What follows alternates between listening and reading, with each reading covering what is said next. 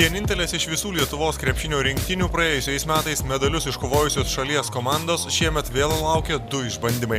Europos jaunimo festivalio čempione tapusi ir žemyno 16-mečių pirmenybių sidabrą pernai nuskynusių Lietuvos rinktinė Palangoje ir Klaipėdoje rengėsi Liepos 2 Vokietijoje prasidėsiančiam 17-mečių pasaulio čempionatui.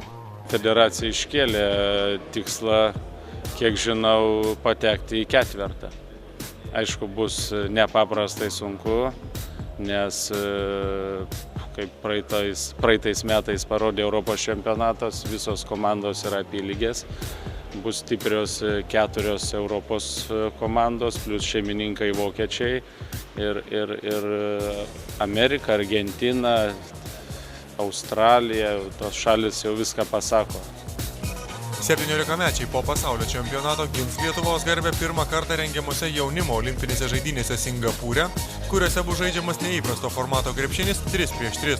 Rinktinės treneris pripažino, jog apie rugpjūčio mėnesį vyksiančias olimpinės žaidynės dar negalvojantis. Beje, į Singapūrą vyks tik 4 krepšininkai.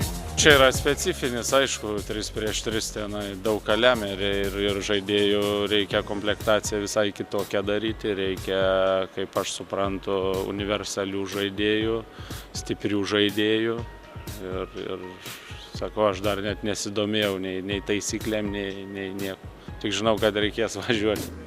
Rinktinė abiejose turnyruose bus priversta verstis be lyderio Tauro Jagėlos, kuris visą vasarą gydysis peties traumą. Naudingiausias praėjusių metų Europos čempionato krepšininkas bus didžiulė netektis komandai, tačiau krepšininkai tvirtino, jog yra pasiryžę pasidalinti ekipos lyderio krūvį.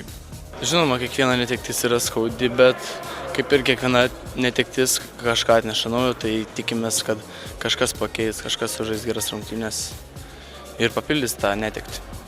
Rinktinė gali netekti ir dar vieno starto 5 krepšininko Igno Ramašausko, kurio likimas rinktinėje paaiškės po medikų verdikto. Mes už Lietuvą!